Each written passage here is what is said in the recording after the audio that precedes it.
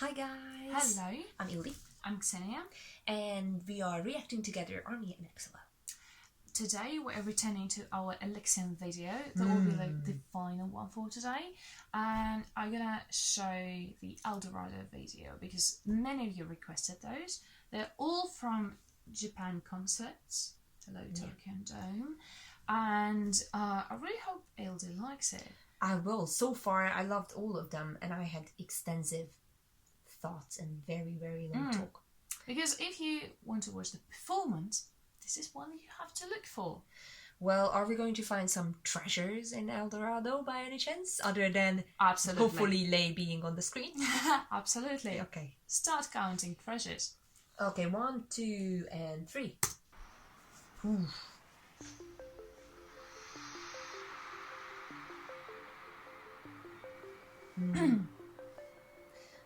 Glowing jackets. The golden boys are coming. The golden boys of DORADO.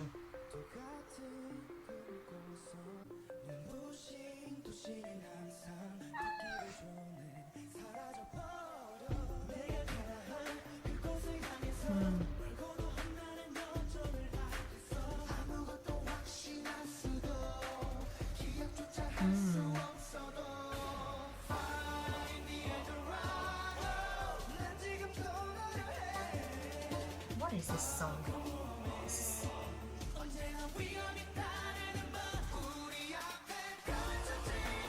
A bit different, isn't it?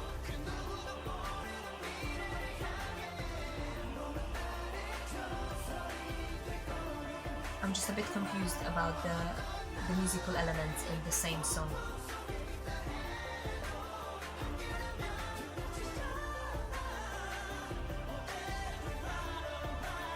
He's not joking around.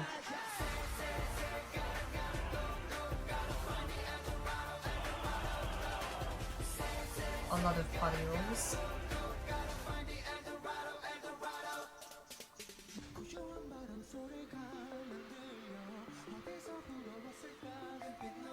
Their singing is very good live. Very stable.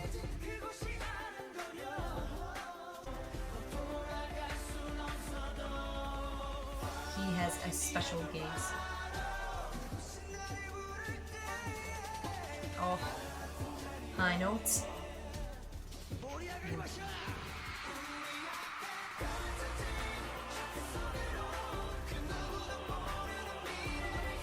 Very suggestive choreography.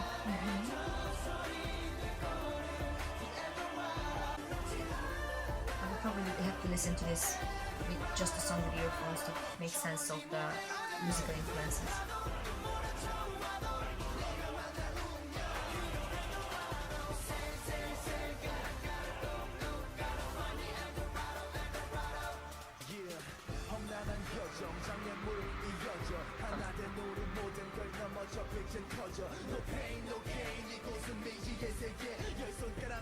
He really wants to tell you something.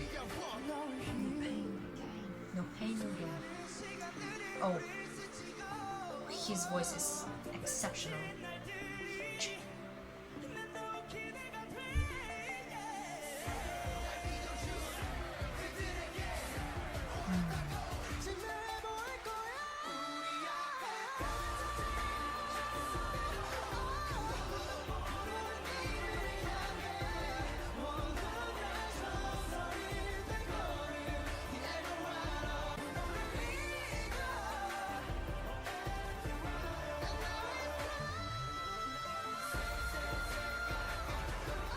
Hey, don't hit me, okay?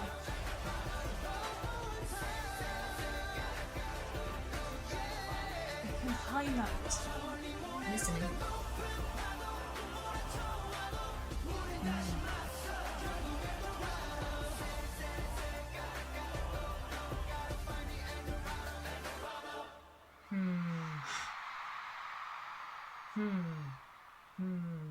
Make any high notes? Make any high notes? Okay, probably I'm going to have a different take on this than other, actually, I don't know, other EXO-L fans. No, yeah, absolutely, I want to listen to it again, but what I feel about this song, I think my favorite live performance, what I've seen so far from EXO, from EXO concerts was probably the Wolf one. And the remix one that we watched for... That was way too intense for my taste. I don't think because the production itself, I feel many EXO songs that I've heard so far, even I listened to the first album so far, they are designed and produced in a way to fill up arenas, and they are designed for concerts, if you get what I mean. For me, this song, the musical production of it has, like, especially in the beginning, it had a lot of different influences. Like there was this Gregorian sound of choir, and then there was this Eastern, Middle Eastern vibe, and for me it was a bit of origin from Mama and like history and stuff. And for me it was a bit of a bit confusing. So for me the musical style didn't flow that well, but so if I were only to listen to it, like, I would be like, this is a confusing song. But since it's designed for an arena like this, for this ocean that you have, what do you call it? It's Silver Ocean. Silver Ocean. So it's designed for the Silver Ocean to enjoy.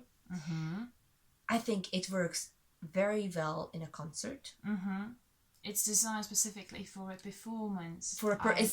This song is for a performance. I wouldn't necessarily say it's for, like, chill out and walk on the street, because I don't know, like, I would just hit by a car or whatever. So it's like, it's do you get what I mean? Yes, I think it's brilliant, but it's for a concert. Yeah, I would say absolutely. I mean, there's probably no such thing as a song that will just fit into every single category. Very true. You can't find a ballad that will fill up a concert that you can just chill out for, and then go on a romantic date, and then go on like a skyscraping. So that's absolutely fine. What you mean. And obviously, like, the earliest songs, they do actually have such kind of an influence, and it's really good that you just caught it like that. That's what being like a person from a little bit from outside means, which is really cool, because Ildi is very diligent, and she starts from the very beginning. So you started from the first album, you said. Yeah, which I only listen to. Because when we were watching the EXO music video history, and thank you guys for joining us for such a long journey. It was a long video, but the first song that, like, you remember how I stopped at like 37 minutes, and I'm like, I lost my mind, and that's the album I listened to, and then I also listened. Tell me what is love. And I also listened to Love Me Right, the song Love Me Right, multiple times, because I think it's such a tune. Such a tune. I think it's great.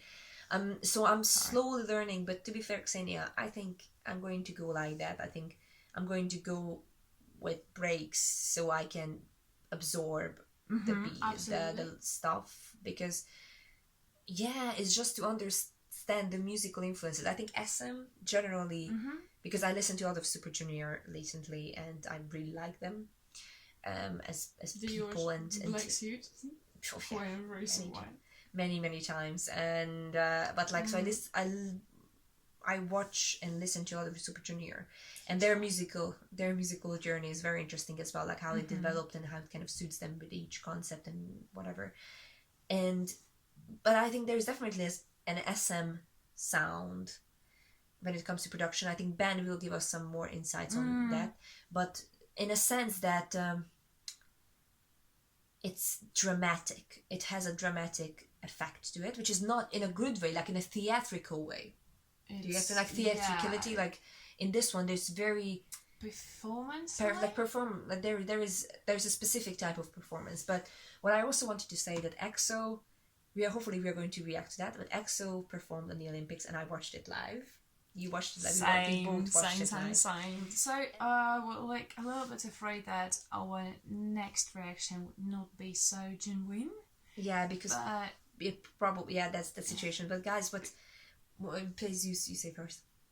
Well, because my reaction was like I was just crawling up on the bed. I made everyone else in the living room, because we only have like one TV in the living room, and everyone who just happened to be there in this time, like, they were doomed. They had to watch EXO.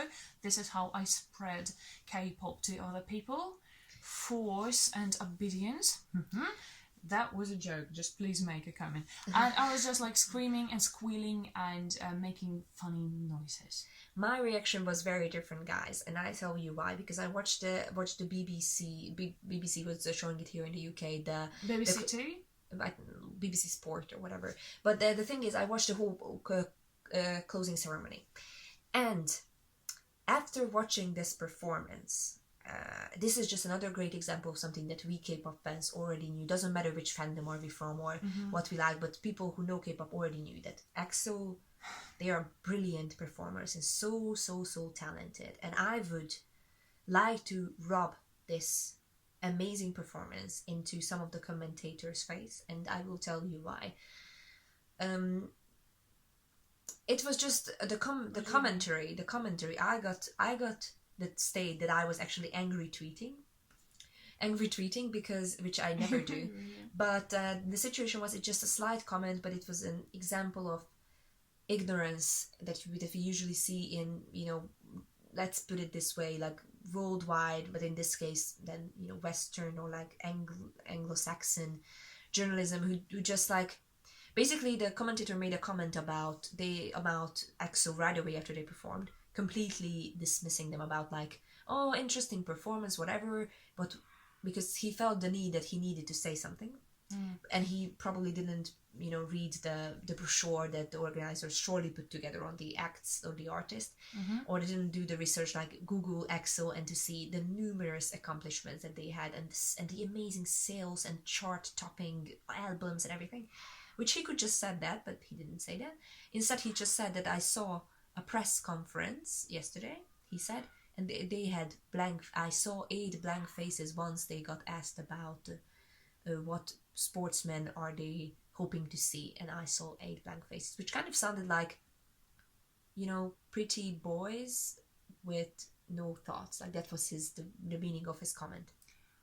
Wow. And I got so angry, so angry, because it was just one of those moments when you see like a Western commentator not doing the research and assuming, and understandably he knew a lot about the other performer who was like a Martin Garrix, a DJ, a great DJ, and started to talk about his chart accomplishments right away.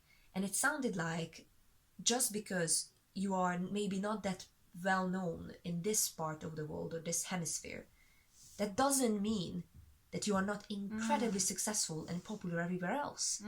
And I felt that it was a dismissive comment, and I felt it was not hitting the standard of the BBC, commentary, and like how usually it's a very well-respected and great channel. So I would like to show this performance, and please, I encourage every K-pop fan, because every K-pop fan who saw this performance, to share it with as many people as possible and other K-pop performances, to show that this genre has so much to offer and it's not something that should be dismissed. Okay? Sorry for the rant. No, it's fine. Now that I listen to you, it really makes sense to record another video of Pyeongchang Olympics, and I'd be really happy to watch EXO once again, but I also have some commentaries about that, about choreography, and stuff, like many others that we'll mention after we watch it. And if you have like any specific questions, it's high time you ask them in the comments, so that we'll probably have the chance to answer them. Thank you so much for joining us this week or today. I'm not sure. We will try to post as often as can, and and please give us feedback. And spread the love on K-pop. We'll just hope to see you on our boat with our river love for K-pop. And let us know what you think about other classmates and other friends of us joining, because we are hoping to recruit them a bit more strongly on our channel. They are really amazing. Just like, if you have any comments, just let us know. You know that we respond to them. We try. Not only by words, but in our videos as well. Thank you very much. Thank you for your video. Thank us for our videos. Thank you for your comments, for your feedback, and everything. See you guys very soon. Much love. Bye-bye. Bye.